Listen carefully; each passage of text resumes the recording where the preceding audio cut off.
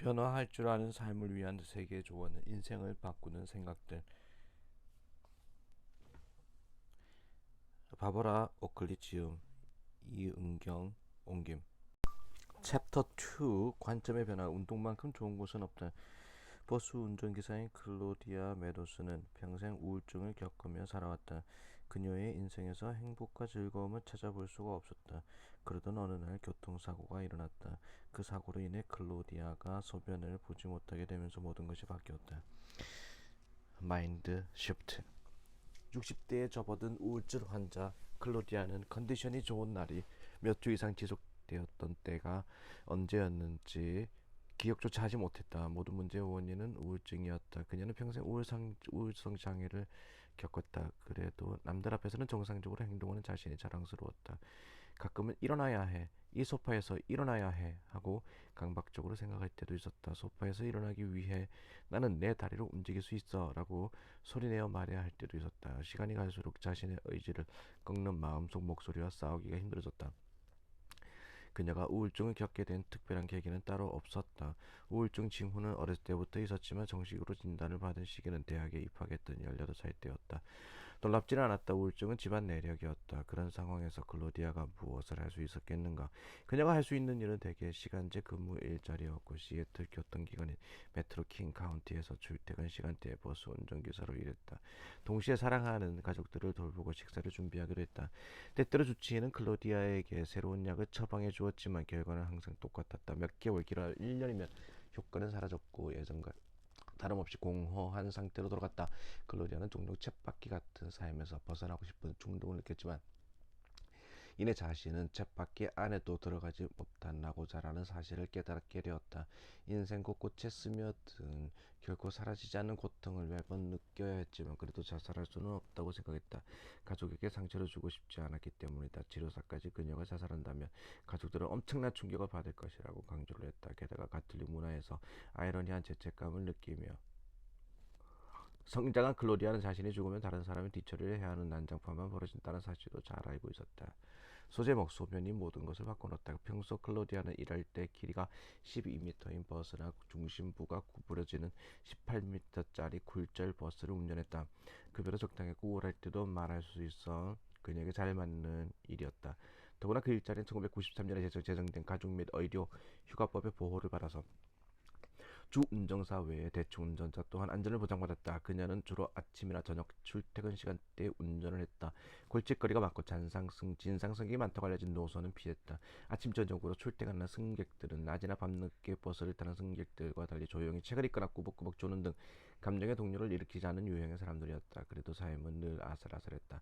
대도시에서 버스를 운전하기란 무척 힘든 일이다. 자전거를 타는 사람과 보행자는 물론이고 운전자 대부분도 버스가 일반 차량보다 정차하는데 훨씬 더 많은 시간이 필요하다는 사실을 까맣게 잊은 채 무분별하게 비우만 도로로 뛰어든다. 어느 대도시에서나 매년 버스 관련 사고로 사망자가 발생하고 혹여 중대 사고라도 발생하면 거의 예외 없이 기사가 책임을 지고 그만둬야 한다. 사고가 발생한 날 아침 그녀는 알람을 끄고 유니폼을 입은 뒤 전날 마시고 남은 커피로 아침 식사를 재빨리 끝내고 햇살 속으로 나갔다. 회사에 출근 도장을 찍고 업무 승인을 받은 그녀는 할당받은 버스에 올라 안전점검을 했다. 기사들은 같은 노선을 운행해도 매일 다른 버스를 운전하게 된다. 이날 아침 클로디아는 308번 노선의 12m짜리 버스를 운전할 예정이었다. 업무 사이클은 단순하다. 정차한 뒤 문을 열고 승객이 타기를 기다렸다고 요금을 받는다. 버스가 흔들리면서 앞으로 나아가고 기사는 길을 본과 동시에 버스 내 승객을 살핀다. 그뒤 브레이크를 밟아 정류장에 선다. 이를 계속 반복한다. 곧 버스는 많은 상태에 이르렀고 승객들이 통로에 서기 시작했다. 글로리아는 익숙한 솜씨로 운전대로 움직여 고속도로 5호선 급행 차선에 들어섰다. 차로 붐비는 도로에서 흐름에 맞춰 버스를 운전했다.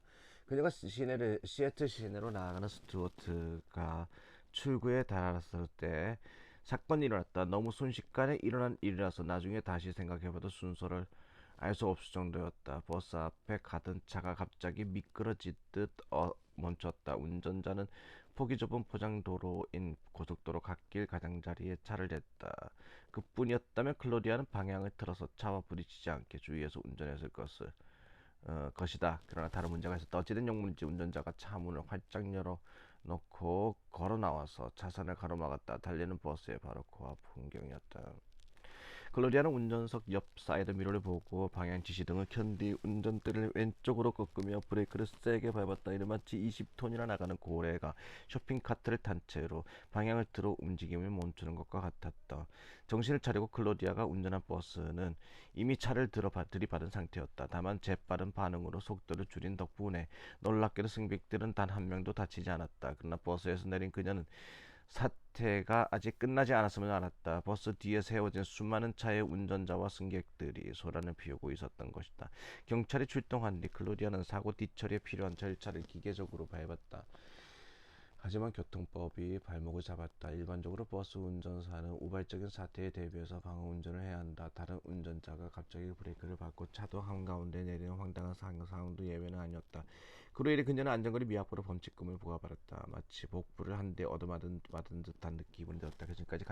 지금까지 간신히 우울증을 조절해왔는데 이 사고로 인해 힘겹게 만들어놓은 좁은 발판에서 밀려나 어두운 구렁텅이로 떨어질 것이라는 예감이 들었다. 동시에 극심한 통증이 몰려왔다. 그 와중에 버스에서 관리자가 클로디아에게 약물 검사 받을 것을 권유했다. 그녀는 항의할 수 있을 정도로 떳떳했지만 사고로 스트레스가 극심했던 탓에 약물 검사 연구원이 준 작은 플라스틱 컵에 도저히 소변을 볼 수가 없었다. 세 번째로 시도한 끝에 연구원은 검사 기록지에 클로디아가 소변 샘플 검사 제출을 거부했다고 기록했다. 겁에 질린 클로디아는 다시 한번 기회를 달라고 사정했다. 연구원이 마지못해 이를 허락하자 그녀는 화장실로 달려갔다. 절박하게 소변이 나오기를 기다렸다. 그 순간 이것으로 모든 것이 끝이구나 라는 생각이 들었다. 버스 운전은 이제 끝이야. 교통법원에 가서 범칙금을 내야겠어. 이제 내 인생은 끝이야. 깨달음 끝에 갑자기 소변이 나와서 플라스틱 컵을 채울 수 있었고 다행스럽게도 약물 검사에 통과하지 못해 발생하는 법적 분쟁만큼 간신히 피할 수 있었다. 하지만 운전은 일은 그만뒀다. 클로디아는 무직 상태가 되었다. 자연의 법칙대로 밀물과 썰물이 교차되듯이 예상한 만큼의 극심한 우울증이 찾아왔다. 클로디아는 자기 자신을 아주 잘 알고 있었고 앞으로 어떤 날들이 펼쳐질지 정확히 파악했다. 주의를 분산할 다른 일이나 취미도 없는 상태에서 심각한 고통만이 떠올랐다. 클로디아의 참패인 걸까? 바로 그 시점에 그녀는 고통에서 벗어나려면 자신부터 변해야 한다는 사실을 깨달았다. 복용하는 약이나 일자리, 자신을 둘러쌀 작은 세계를 바꾸는 것만으로는 부족했다. 본인의 뇌와 몸, 습관, 신념 자체를 완전히 바꿔야 했다. 당시 그녀는 정말로 필사적이었다. 결국 자기 손으로 인생을 바꿀 수밖에 없다고 되뇌었다. 자기 개발서부터 교사나 코치에 좋은 인지, 신경과학, 단순 상식에 이르기까지 할 수 있는 수단은 모두 시대에 볼 참이었다. 클로디아는 본인이 극단적으로 행동하고 있다는 점을 잘 알고 있었지만 목숨에 지장이 없는 한 건강해지기 위해 무엇이든 해볼 생각이었다. 어두운 터널 끝에 희미한 불빛이 보일 때까지 온갖 시도를 다 해보기로 마음먹었다. 소제목 활기 넘치게 행동하며 활기 넘치는 사람이 된다. 일을 그만두기 한 달 전 클로디아는 치료사가 밖으로 나가라고 권해서 카페에 나갔다가 우연히 제 친구를 만났다. 친구는 어떤 여성과 함께 테이블에 앉아 있었다.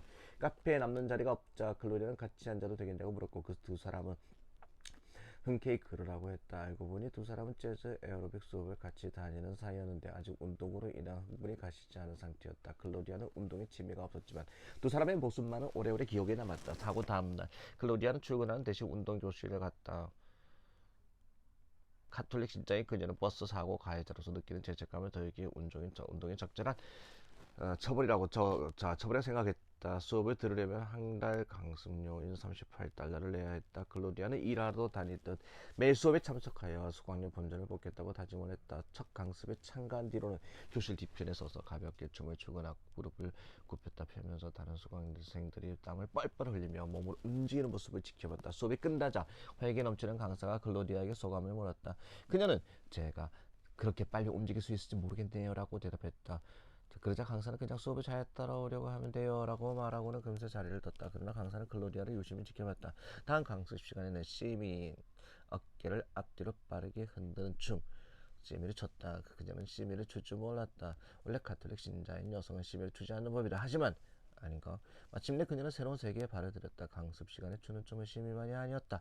큰 소리로 활기차게 내게 와 자기라고 노래하는 남성의 목소리에 맞춰 가슴을 내밀고 엉덩이를 흔들었다. 그 누구도 나를 무너뜨릴 수 없어 라는 노래에 박자 맞춰 주먹을 머리 위로 흔들었고 오늘은 밝게 빛나는 하루야 라는 가사를 따라 샷에 3보 스텝으로 행하는 동작을 말하는 댄스 용어. 스텝을 밟았다. 얼마 지나지 않아 클로디아는 운동을 즐기게 되었다. 소제목 운동 만능은 아니지만 효과적인 수단. 클로디아는 이전에도 우울증을 떨치고자 운동을 해본 적이 있었는데 그때는 효과가 없었다. 왜 이번에는 결과가 달랐을까? 과거 신경학자들은 인간의 뉴런선은 태어날 때부터 정해져 있으며 나이가 들면 서서히 감소한다고 생각한다. 시간이 지나 이런 생각이 완전히 틀렸다는 사실을 밝혀졌다. 새로운 누련은 매일 생성되며 그 대부분이 뇌에서 학습과 기억을 관장하는 주요 영역인 해마에서 생겨난다. 신체 운동학 연구자 찰스 힐먼은 운동이 인지, 특히 주의력과 작업 기억, 멀티태스킹 능력을 향상을 포함한 집행기능의 폭넓게 기여한다는 사실을 발견했습니다. 라고 언급한 바 있다. 클로디아가 다니던 정신과 전문의 역시 운동은 내가 처방할 수 있는 그 어떤 의약품보다 더 큰 효과를 발휘합니다. 라고 말했다. 실제로 운동은 뇌 기능을 전반적으로 향상시키는 역할을 한다. 운동이 기존 뇌세포와 신생 뇌세포의 성장을 촉진하는 뇌유래 신경 성장인 인자라는 단백질의 생성을 활성화하기 때문이다. 이 효과는 대단히 강력해서 노년층에서 일어나는 뇌기능 저하 기능을 완전히 집을 수 있을 정도다. 이 분야에서 돌파구가 될 만한 연구를 처음으로 발표했던 캘리포니아 대학교 어바인 캠퍼스 신경과학자 칼 코트문은 뇌 유래 신경 성장 인자는 뉴런이 손상되지 않도록 보호하고 학습을 촉진하는 뇌의 비료 같은 물질이라고 비유한 바 있다.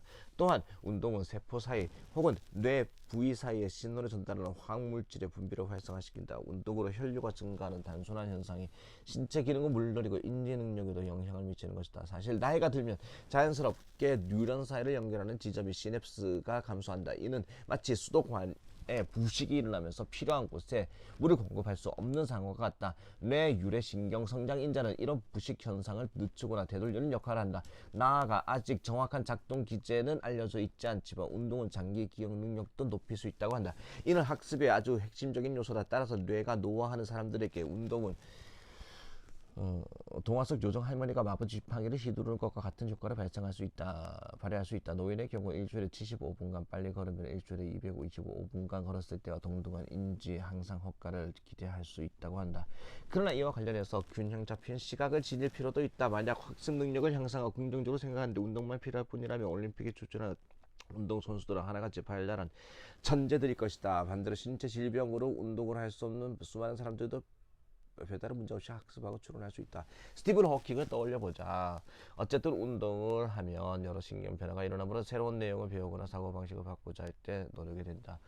도움이 된다. 운동은 여러 변화를 강화하는 역할을 한다. 다시 말해 운동 프로그램을 지속적으로 실천하면 학습 효율을 높일 수 있다. 진지하게 마인드 시프트를 고려하는 경우라면 계획에 운동을 포함시켜라. 엄청난 효과를 기대할 수 있을 것이다. 결론적으로 클로디아는 우울한 사고방식에서 벗어나려면 운동을 해야 한다는 사실도 알게 되었다. 동시에 더 많은 노력이 필요하다는 사실도 깨달았다. 소제목 능동적으로 생각을 바꾸기. 클로디아는 우울증의 고비를 여러 차례 겪었다. 우울증을 평생 겪어야 할 숙명으로 여겼지만 능동적으로 사고를 바꿈으로써 운명을 바꾸었다. 그녀는 운동으로 삶의 태도를 바꾼 뒤에 앞서 노력했던 수준보다 훨씬 더 열심히 해야 한다는 사실을 깨달았다. 뇌의 작용에 관한 자료를 찾고 치료사에게 들은 내용까지 정리할 정보를 하나둘씩 모았다. 예전에 친한 친구가 나도 우울증이 생길 법한 일을 많이 겪었어. 하지만 그런 일에 우울해하지 않기로 마음먹었을 뿐이야 라고 말한 적이 있다. 클로디아는 그 말을 기억했다. 우울증을 치료하는 의사나 앓고 있는 환자 등 일부 사람들은 약만으로 병에서 벗어날 수 있다고 생각한다. 약 처방이 가장 간편한 방법이기 때문에 클로디아 역시 이 함정에 빠진 적이 있었다. 약을 복용하고 1년 가까이 좋은 컨디션을 유지하면서 우울증 치료제의 긍정적 효과를 다룬 기사에 소개된 적도 있었으나 기사가 나가자마자 다시 비판주의자로 되돌아왔다. 그녀는 암울한 구덩이에서 벗어나고자 다양한 방법을 시도했다. 근육을 만들려고 노력할 때와 마찬가지로 신경의 변화 역시 큰 노력이 필요했다. 그것도 아주 많이 클로디아는 일부러 외출을 하고 다른 사람들이 재미로 하는 일을 시도하는 등 몇 가지 실험을 했다.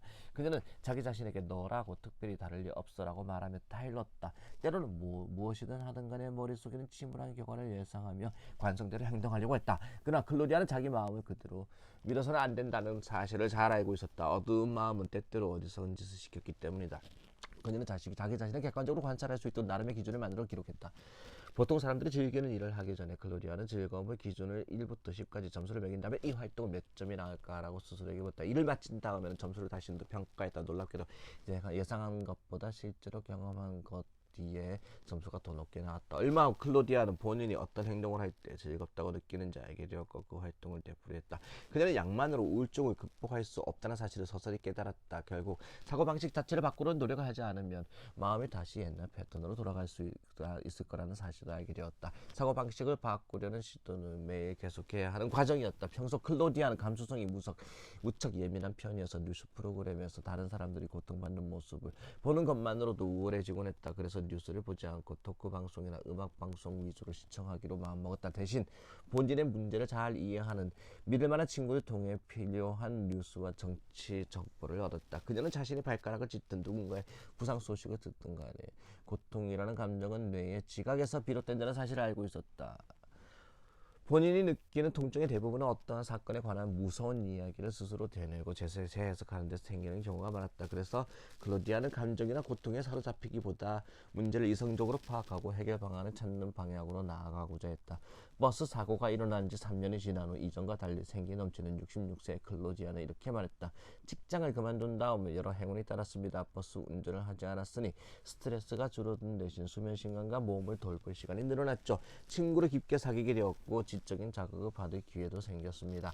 재즈 에어로빅도 시작했죠. 긍정적인 가사에 신나는 음악을 들으면서 하는 격렬한 운동을 일주일에 4번 정도 했습니다.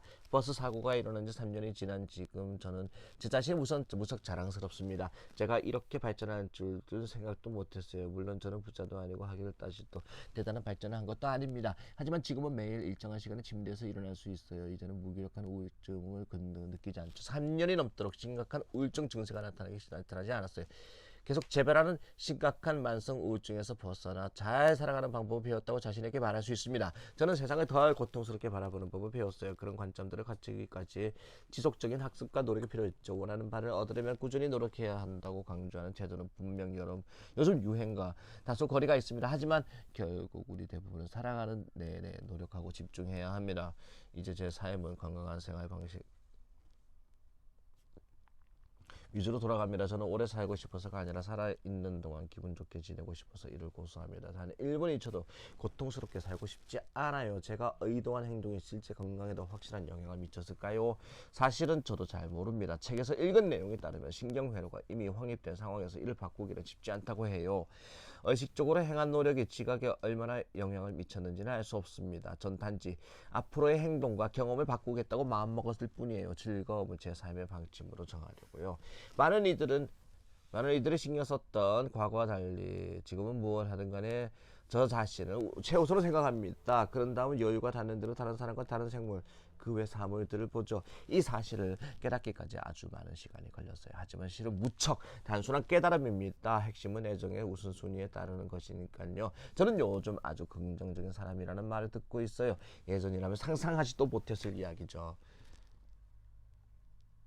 나는 시애틀에서 열린 학습법 배우기 수강생 모임에서 클로디아를 처음 만났다.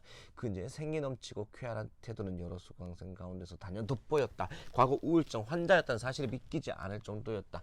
클로디아는 운동을 통해 우울증을 극복하고 사고방식을 바꾸어 인생의 변화를 맞이했다. 많은 사람이 불가능하다고 생각했을 법한 수준의 변화였다. 스스로 학습하세요. 지금 상태를 넘어설 수 있다는 사실을 깨닫고 뇌와 인생 경험을 바꾸려고 노력하세요. 능동적으로 행동하기. 클로디아는 능동적인 행동으로 건강을 되찾고자 노력했다. 자기 자신을 관찰하고 운동과 같은 새로운 행위를 시도함으로써 긍정적인 자기 강화를 실행했다. 당신은 어떤 목표를 달성하고 싶은가? 현재 어떤 생각이 당신을 가두고 있는가? 타고난 유전적 소인 때문에 언어나 수학을 배울 수 없다고 생각하면서 자기 자신을 가두고 있는가? 진로를 전환하기에는 나이가 너무 많다고 되뇌고 있는가? 목표를 달성하기 위해 지금 당장 할 수 있는 새로운 행위는 무엇일까? 소파에서 벗어나 일어서려면 무엇이 필요할까? 노트에 능동적으로 행동하기라는 제목을 쓰고 질문들에 대한 답을 적어보자. 여기까지.